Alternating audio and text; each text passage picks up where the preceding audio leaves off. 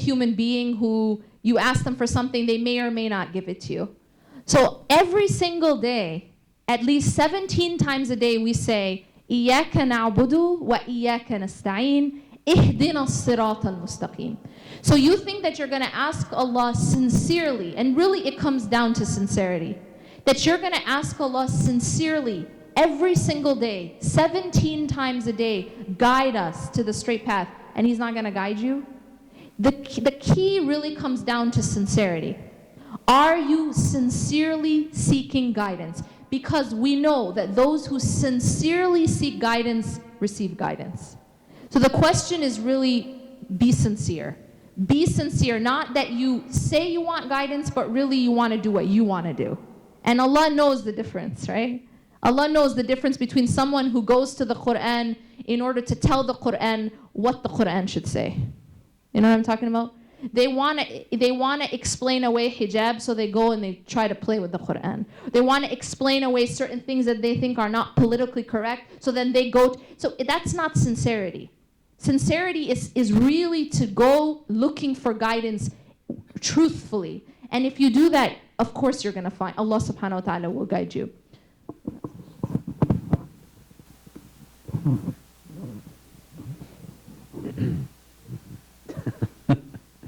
I totally forgot what I was going to say.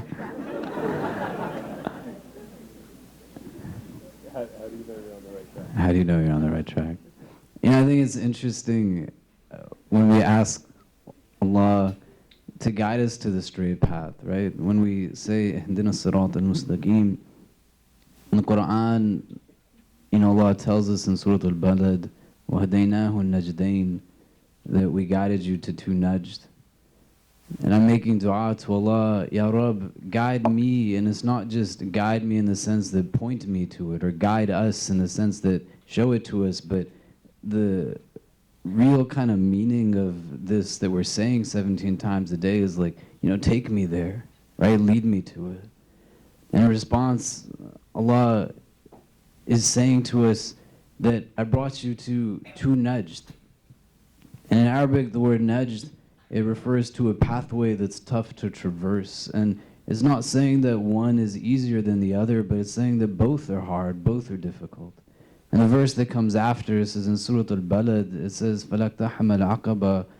Essentially, you're not going to make it to the Aqaba. And the Aqaba referred to a valley that existed between two hills, or the summit of a mountaintop, that when someone was seeking sanctuary from some kind of harm or looking for relief, they'd go to the Aqaba.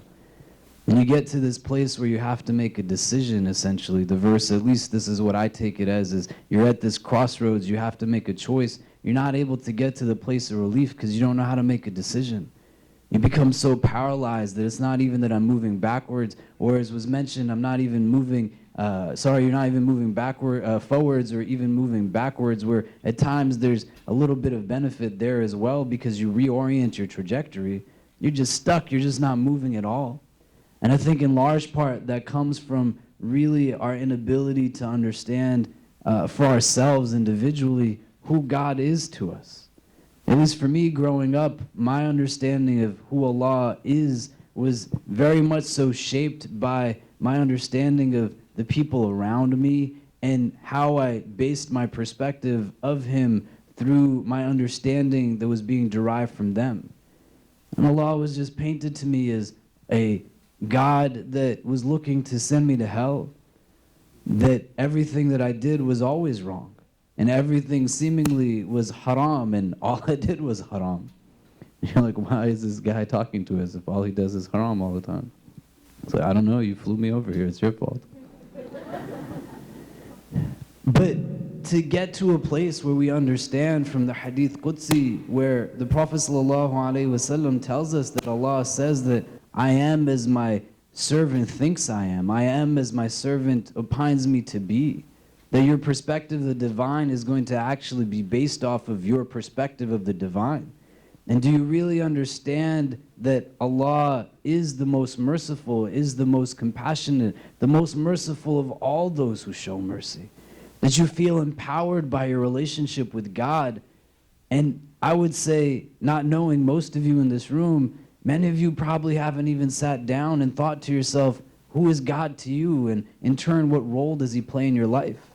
When I read the hadith and I read some of the things that the Prophet ﷺ says about Allah, where he says that he is more merciful than a mother is to its child. And he vividly describes this and shows this to his companions at numerous junctures.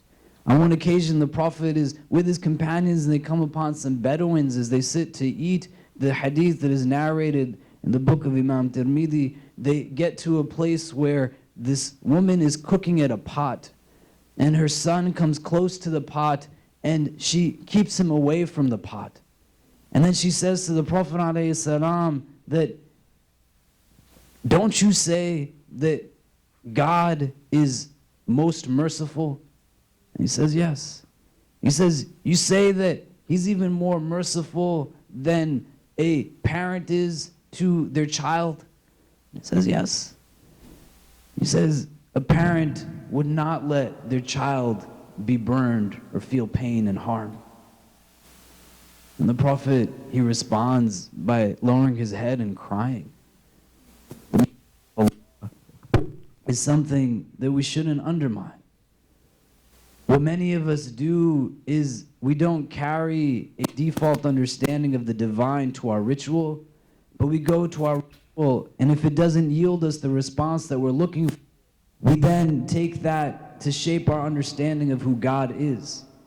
And I think you have to understand who God is first and carry that understanding through the highs and lows of your life, and not look for it in a way that is inundated by burdensome obligation, but let that relationship be based off of positive emotions, love and hope and compassion and mercy.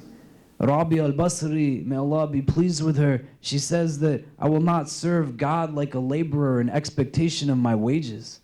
That is not about I'm in pursuit of God's paradise, which is of his creation. I'm not in pursuit of any of the blessings and bounty, any of the gifts he can endow me with. I want a relationship with the giver of the gift. I want a relationship with the disposer of the bounty, the one who gives the blessing. You're not going to strive towards it if you don't sit down and have the conversation of who is Allah to you. And really try to think to yourself, what is your opinion of God? Whether you were born in a Muslim family or you converted to Islam, the overt emphasis on ritual and the mechanics of it and the end-all, be-all, just being the pursuit of the ritual, conversation of who is the one that I'm actually praying to? For whose sake am I actually fasting for?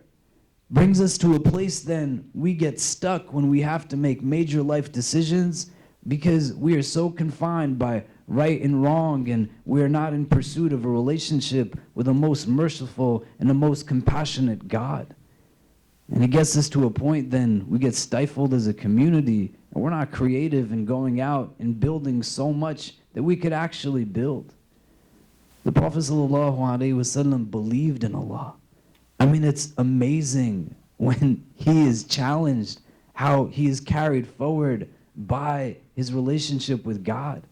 There's a hadith where a man comes upon the Prophet and essentially catches him off guard and is about to take his life. And he says, who will protect you now, Muhammad?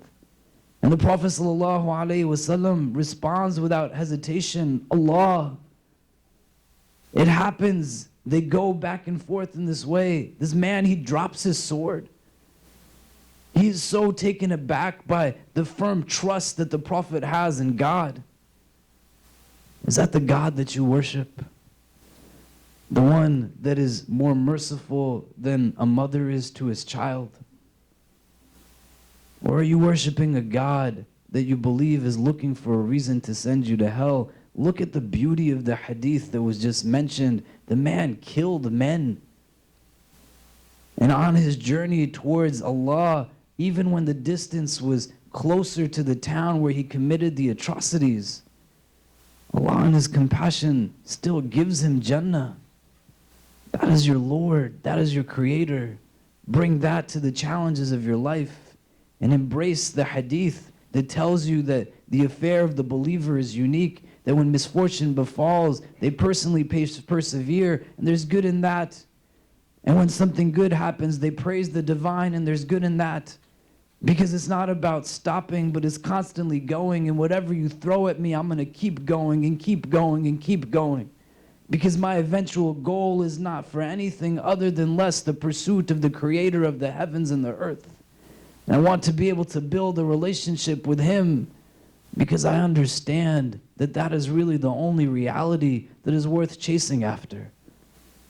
You're not going to do that if you don't sit down and take the time and understand you, as anybody else, are entitled to a relationship with Allah. And you have to be able to shape an understanding of who he is in order for you to then bring that understanding to all of the things that you do in your life. The last thing that I'll say is that it can become really intimidating because we take examples from the people who are around us and they shape our perspective. We derive validation from them. I'm sorry for every person who's ever been harsh to you, or every person who's been judgmental, or every person who's not told you that you're not good enough. Don't take that as being the standard of Allah. Allah is much bigger than any of these things. This is why we proclaim his greatness so much. And when you stand with God and you let yourself be in a place where you understand with real certainty that Allah is with you, and you take it in an empowering way, you'll be able to rise to any occasion. When I was taught the Hadith Jibreel, where the Prophet ﷺ is engaged on foundational aspects of our faith, and the Prophet is asked what is Islam and what is Iman and what is Ihsan, and he gives the definition of Ihsan, and he says, "An ta'budullaha ka'annaka tarah," that you worship Allah as if you can see him. You understand, although you cannot see him, he can see you. It was taught in a way that says, be careful, God is watching. When I got older, it was like, what does this mean in terms of mercy and compassion? And to me, it's not be careful, watch out, God is watching, don't screw up. It's, hey, God is with you and he can see you even when you're at your loneliest. Even when you are standing by yourself, understand you are not alone. Your Lord is closer to you than your own jugular vein. He will be with you even when the entire world leaves you to be by yourself. And so with an understanding that his eyes are upon you, go out and be empowered and honor the rights of all of creation. Because your Lord, the most merciful, the most compassionate, he is there with you. And the Prophet, he tells his companions this. Be conscious of the divine wherever you might be. Because it can be very uplifting, it can be very empowering. It doesn't have to be something that pushes us down and causes us to cradle ourselves into this web of what we believe is security, but really is very confining because we become afraid to reach our potential. Allah is most merciful. Do you believe that? Allah is most compassionate. Do you believe that? Your belief, it exists within you. Wrestle with it and start with an understanding of who God is to you, and then bring that to everything else you have going on.